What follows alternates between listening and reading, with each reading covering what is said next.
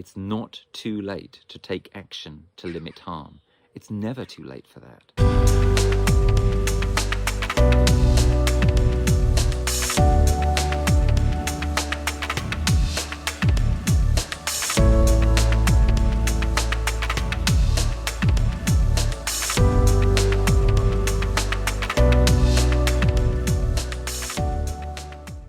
When it comes to climate, there seem to be two opposing camps.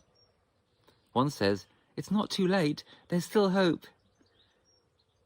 The other says, it's too late, it's over. But both sides are missing the real question. Too late? For what? For what specifically is it too late?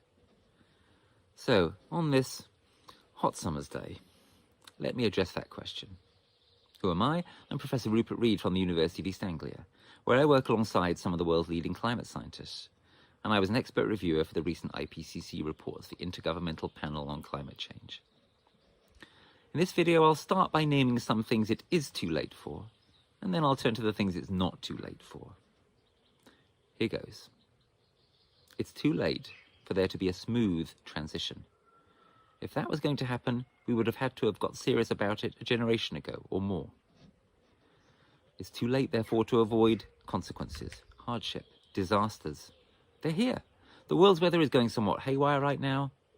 That situation isn't going to change anytime soon. It's too late to pretend that everything is going to be fine. It's too late, therefore, to avoid the need to try to adapt to the dangerously changing world that humanity has created through burning fossil fuels like there's no tomorrow. Tragically, it's too late to stay within the safe zone.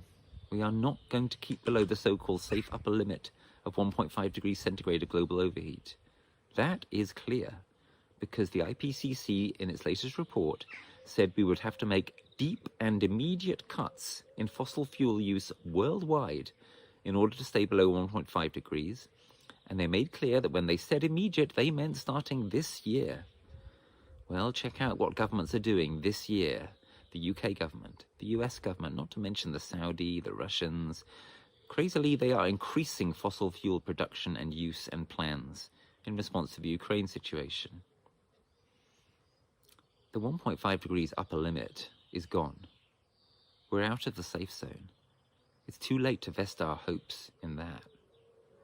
It's too late to avoid widespread anxiety, grief, and anger at the situation.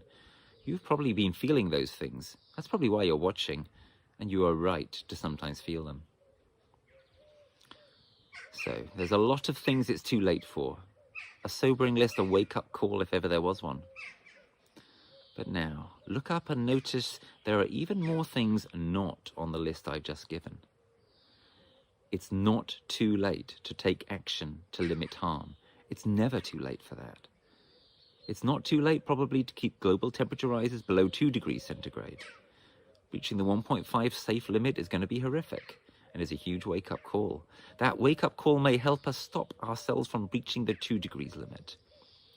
For it's not too late to take collective action to adapt to what is coming, and to do so in a way that reduces the emissions and reduces the danger of what is coming. Such adaptation is called transformative adaptation. It's a huge, exciting agenda of possibilities for how we get to cope with what's coming and even to flourish through it. It's not too late to improve our quality of life in the teeth of and even by way of the climate crisis. To improve our quality of life by focusing on well-being rather than economic growth, by focusing on rebuilding community, and above all by facing the emerging crisis together and finding our life's purpose in doing so. Now, do you notice what all the things that it's not too late for have in common? They are all about doing rather than just watching. Sitting there passively hoping, wanting a reprieve from where we're at, it's understandable, but it's not going to help.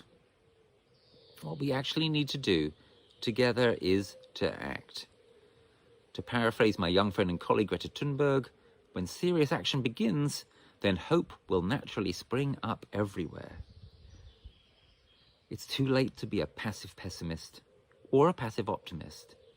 It's too late to be a TikTok doomer or a Pollyanna. All there is now is realism, courage, and action.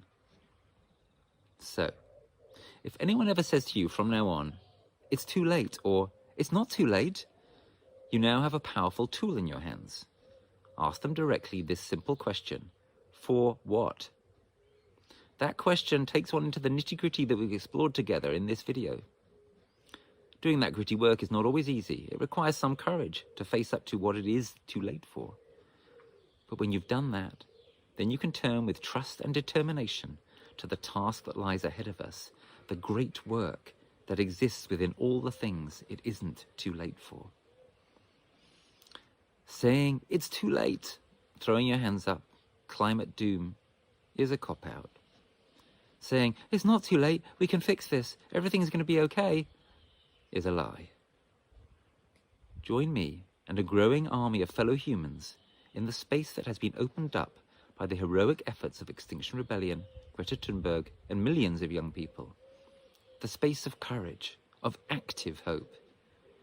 Together we can make sure that nothing else much gets added to the list of things it's too late for. Nothing except for what we will choose to add to the list of things it's too late for, such as abject despair. It's too late to sit around moping. We need you. Join the greatest movement there has ever been in the history of this earth. Start taking action now to co-create the more beautiful world our hearts know is possible.